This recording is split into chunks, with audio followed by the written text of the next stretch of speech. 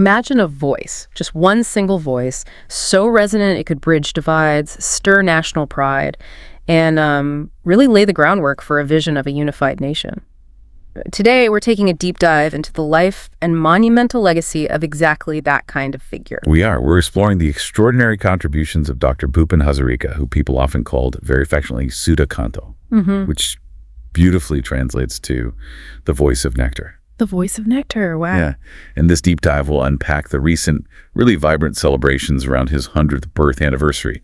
Our main source here is an address by Prime Minister Modi, which gives us this rich tapestry of his huge impact, from his groundbreaking music to his pretty central role in shaping India's unity and, well, its national vision. Okay. And our mission for you listening is to pull out the most important nuggets of knowledge, the key insights from this. We want to help you understand not just who Bhupen Hazarika was, but why.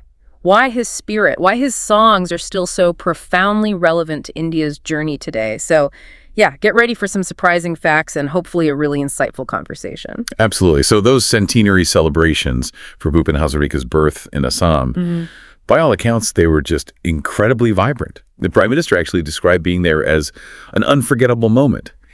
He felt privileged, he said, to witness the amazing atmosphere, and you could apparently feel the enthusiasm and harmony everywhere. It really showed how much he still means to people, a century on. The voice of Nectar, it's such a poetic title, isn't it? He wasn't just a musician, clearly. It sounds like he literally gave voice to India's deepest feelings, weaving raw emotion into his songs, embodying the nation's dreams. That's right.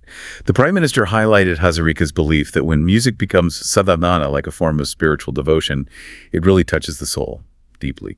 Okay, sadhana, devotion. But I'm curious, did it stop there? Or did it become something more? Well, that's where his philosophy gets really interesting. He believed it didn't stop at devotion. When it went beyond that into sankalp, which is like a firm, unwavering resolve, then music became this powerful way to actually guide society, to shape its direction. Wow. So not just reflecting society, but actively guiding it. Exactly. It wasn't just, some artistic idea. It was almost a blueprint for social change, taking music way beyond entertainment, making it an instrument of national purpose. Pretty ahead of his time, really. And you can almost hear that fusion of spirit and purpose in his work, like the song Ganga Beti Ho Kyan. Yeah. The PM mentioned how it connects Mother Ganga with Mother India's compassion.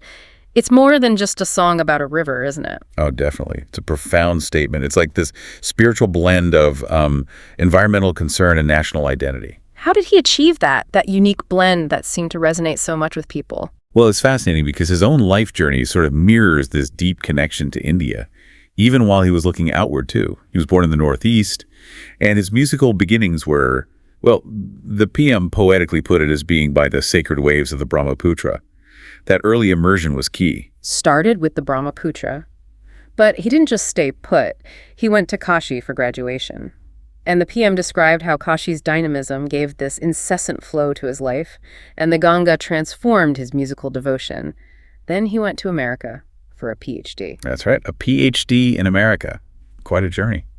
But despite all that global travel and study, he remained fundamentally a true son of the soil of Assam. He always came back to India. And did that traveling actually help him connect more? I think so. It perhaps deepened his ability to connect with the common person.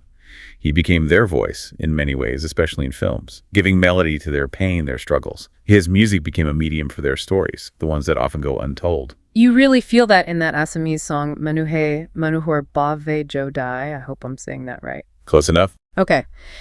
The meaning essentially is, if humans don't think about the joys, sorrows, pains of other humans, then who will care? It's just such a universal call for empathy. It truly is. And what's really insightful is how that feeling, expressed decades ago, connects so directly with things happening now.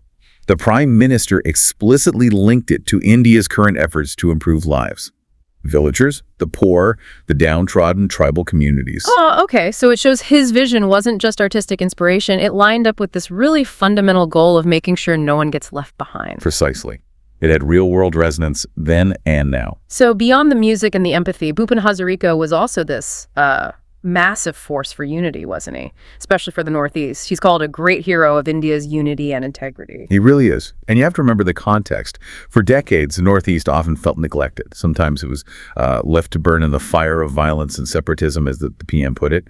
And through all that, Hazarika consistently championed India's unity. That must have been incredibly challenging to keep that focus in his art during those times. It speaks volumes about his conviction, definitely.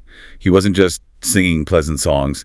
He was actively weaving this vision for a prosperous Northeast, constantly singing about its amazing natural beauty, using his music as a tool to celebrate the region's identity within the bigger picture of India, trying to foster that sense of belonging when maybe many felt alienated. And he wrote specific songs for different places. I remember reading about one for Assam. Yes, the song often called Nana Jati Upjati.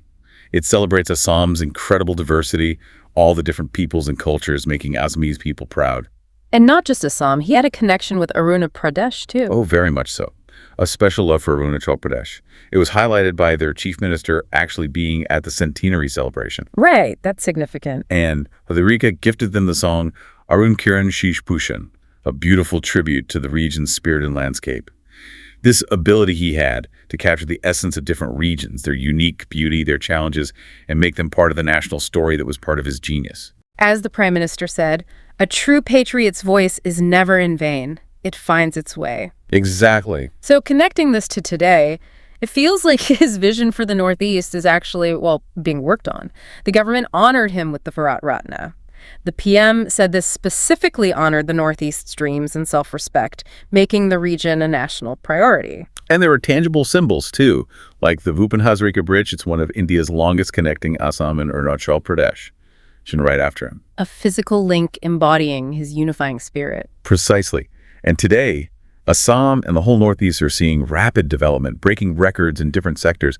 It's seen as a real tribute to his vision. It's amazing how he almost foresaw this. Didn't he have a song about the Northeast being the land of new light for India? He did, where India's first morning light arrives. Yeah. The lines were something like, Omayo Brupo, Haiguru Nafarato re Purdiko rehuhu utadesh. It's just fascinating how his poetic vision lines up so neatly with the current national focus on the region.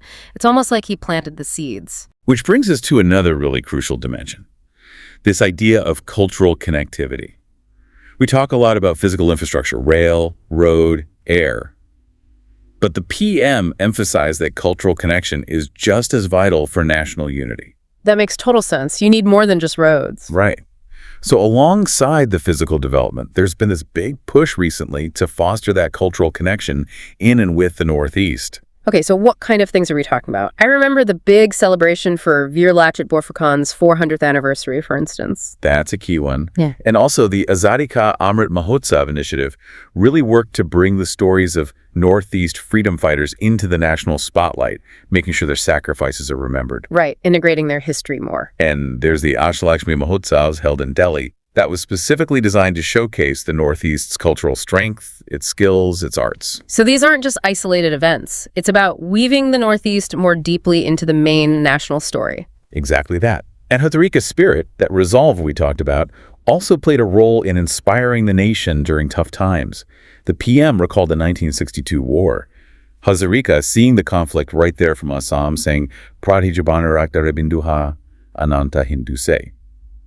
Apparently, this powerful anthem just infused this new zeal, this josh, across the country when it was desperately needed. And that spirit of resolve, that passion, the PM suggested it's still there, still rock solid in the hearts of countrymen. Yes, he connected it to more recent events, like the response to Pakistan's terrorist intentions during Operation Sindoor, which he said echoed across the world. Showing India's commitment to security and self-respect, it really does show how Hazarika's patriotic fire kind of echoes through time, offering a sort of model for national resilience. Definitely. And beyond just national resolve, his legacy is also inspiring efforts now to promote Assamese culture globally.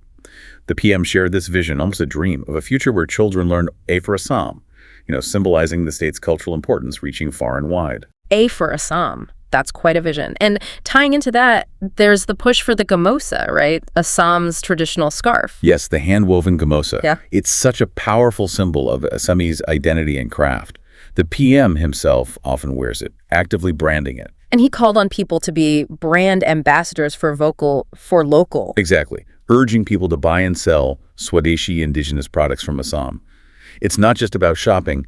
It's presented as a movement for self-reliance, supporting local artisans, and linking cultural pride directly with economic empowerment. It all connects back: culture, economy, identity. Which leads us to maybe one of Bhupen Hazarika's most incredible contributions, his early vision of Newtown Bharat, or New India. It's genuinely remarkable that when he was just 13 years old, he wrote a song. 13? Seriously? 13. The song goes something like, I need you go for goti, Newtown Bharat, Kim Harbo Harwas Punar Firai, Aim Newtown Bharat Kom. Wow. And what did it mean at 13? Incredibly profound meaning. He saw himself as a spark of fire, pledging to build a new India where every single oppressed, deprived person would regain their rights. A vision of justice, of equality, articulated by a teenager. It's almost prophetic, isn't it? It really feels that way. And what's fascinating now is how that youthful dream of Newtown Bharat is being framed as today's national resolve.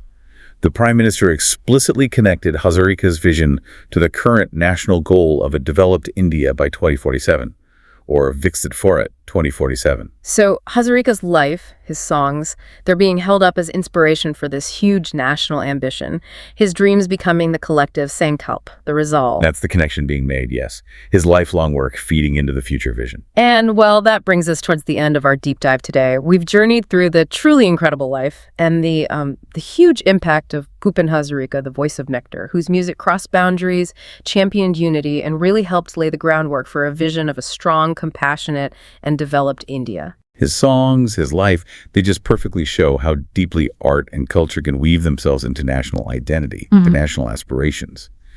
So what does this deep dive into his legacy make you listening consider about that unique power, the power of creative expression and actually shaping the society's future? Yeah, and maybe how that resolve he embodied, from that basic call for human empathy right up to that youthful dream of a Newtown Bharat, how might that inspire your own contributions, your part in the collective journey towards that Viksit Bharat 2047? Definitely something to ponder long after the music fades.